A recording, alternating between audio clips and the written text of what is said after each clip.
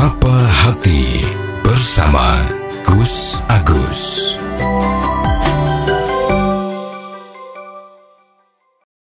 Sobat Dimas Diajeng yang berbahagia. Di samping itu zakat fitrah itu sebetulnya adalah sebagai pembersih. Pembersih jiwa kita. Setelah kita menjalankan puasa ya selama 1 bulan ini, dalam bulan Ramadan, tentu orang itu juga tidak akan lepas ya. Umumnya itu tidak akan lepas dari namanya kesalahan. Kehilapan tuh mesti ada. Ya. Yang kita tuh manusia bukan orang yang sempurna gitu kan. Ya. Ada aja kesalahannya. Apakah kesalahan itu kita ngerasani orang, ya. Kadang-kadang kita gosip, ya. Yang ngerasani gosip bodoh ya Mas ya. Ya, kadang-kadang kita, ya banyak dari ucapan-ucapan kita atau dari tingkah laku kita yang kadang-kadang tidak sesuai dengan norma-norma agama. Maka sebetulnya zakat fitrah ini juga sebagai pembersih dari hal-hal yang kotor tadi. Maka boleh dikatakan bahwa zakat fitrah ini juga sebagai penyempurna daripada puasanya kita. Ya. Maka yang namanya zakat fitrah ini kan adanya di bulan Ramadan. Ya, dan biasanya ditunaikan di akhir bulan Ramadan. Ya ada yang di malam Idul Fitri gitu kan, pas malam Lebaran. Ada juga yang sebelumnya. Ya, artinya sebelumnya itu sebelum hari raya Idul Fitri, mungkin sehari, 2 hari atau mungkin beberapa hari sebelumnya. Nah, nanti kita bicarakan juga ya. Kalau ingat kita sabda Nabi besar Muhammad SAW ya, dalam kaitan ini, bahwa Rasulullah SAW bersabda, ya,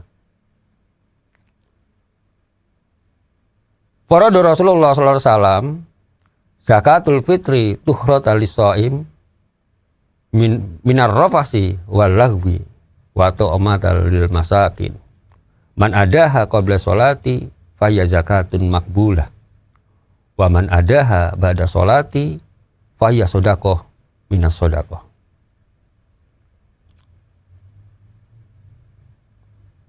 Yang artinya kurang lebih adalah bahwa Rasulullah SAW mewajibkan zakat fitrah ya sebagai pembersih bagi orang yang berpuasa dari segala perbuatan yang sia-sia dan ucapan yang tidak baik dan sebagai makanan bagi orang miskin. Siapa yang menunaikannya sebelum sholat Idul Fitri ya, sebelum sholat Id, maka zakatnya diterima.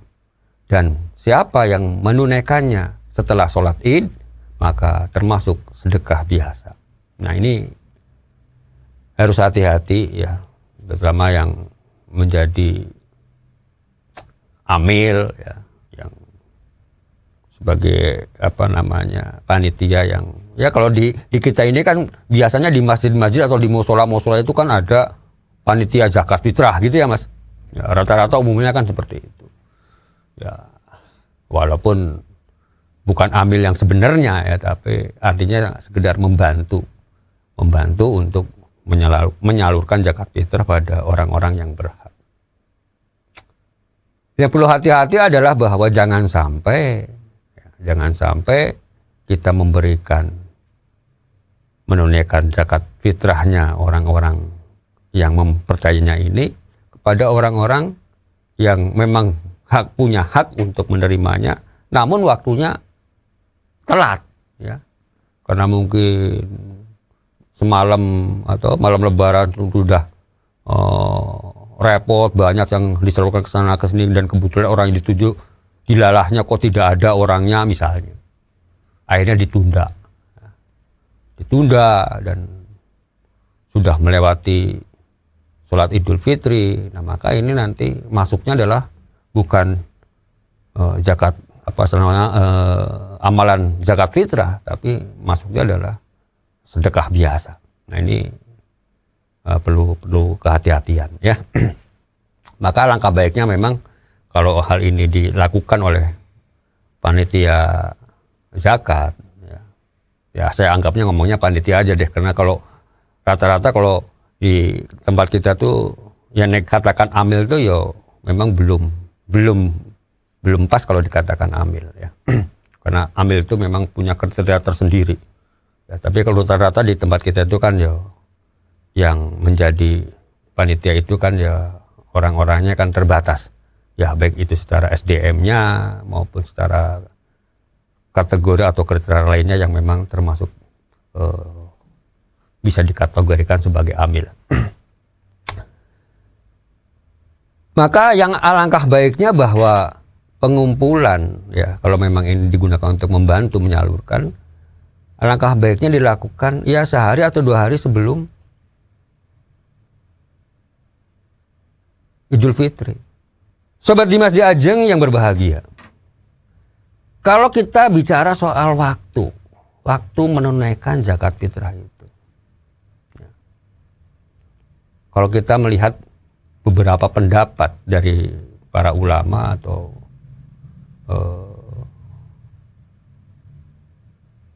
orang-orang yang memang ahli di bidangnya, ya, terutama adalah ulama-ulama fikih. Seperti misalnya kalau kita lihat dari pendapatnya mazhab Hanafi, ini mengeluarkan zakat fitrah itu boleh sejak tanggal 1 Ramadan sampai sebelum sholat Idul Fitri dilaksanakan. Jadi boleh ya. Nah, mulai tanggal 1 Ramadan tuh kalau kita mau membayarnya zakat fitrah ya diperbolehkan.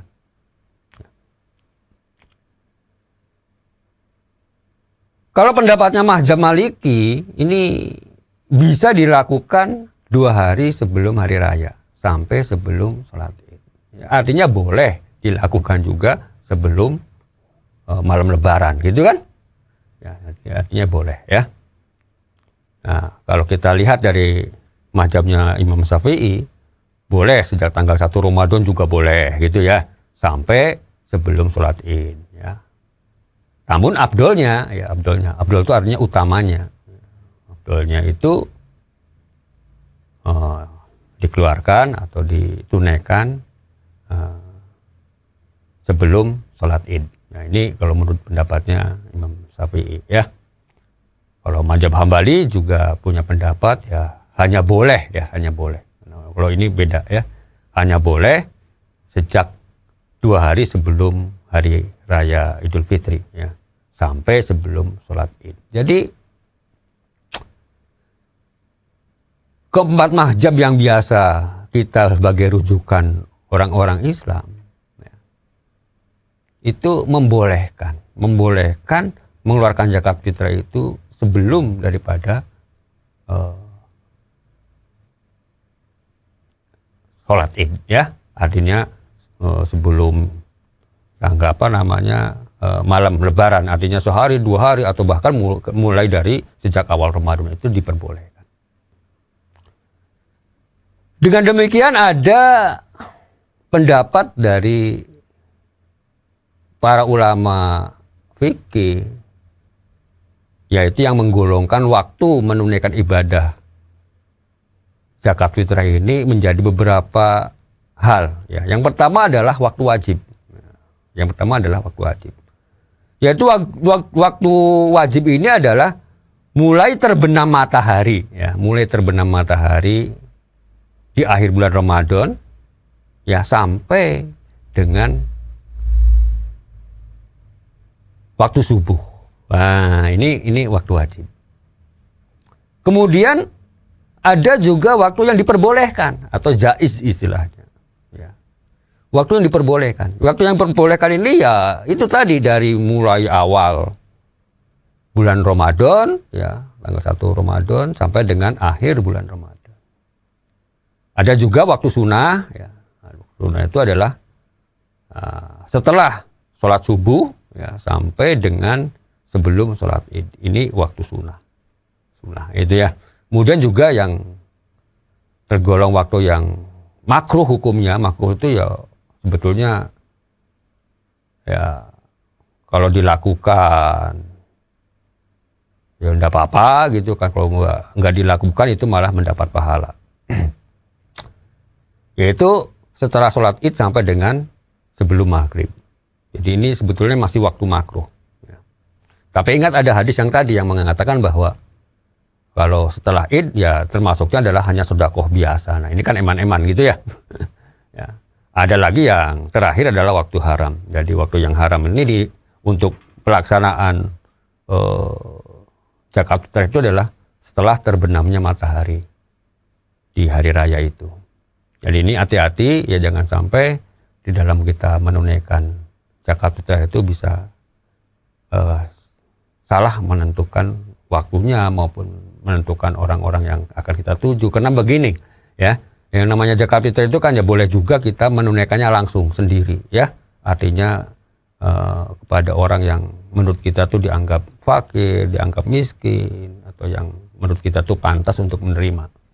Jadi boleh-boleh saja kita tidak lewat panitia zakat atau amil zakat, itu juga boleh ya. Jadi artinya bisa langsung. Dan memang beberapa hal yang pernah kita sampaikan juga bahwa apabila kita bisa mengetahui secara mendalam, artinya mendalam di sini adalah bisa mengetahui secara adil dan teliti, ya alangkah baiknya kalau memang kita punya kerabat atau punya saudara yang dekat ya, yang kategorinya masuk dalam golongan yang boleh menerima zakat maupun zakat fitrah, nah itu bahkan lebih utama kalau menurut kami. Kenapa? Karena ada dua hal yang memang bisa kita petik di sana. Di antaranya satu, kita memang melaksanakan ibadah, yaitu menunaikan zakat fitrah. Yang kedua adalah kita menjalin silaturahimnya.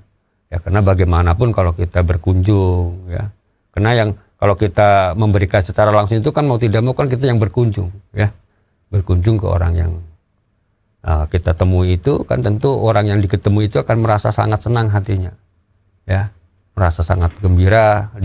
Boleh dianggapkan bahwa orang itu kan biasanya kalau dikunjungi itu, apalagi kalau orang yang merasa tidak punya itu dikunjungi oleh saudaranya yang punya misalnya ya. Ini kan merasa diuongke gitu ya. Orang Jawa kan bilang diuongke ya Mas. Ya merasa dihargai.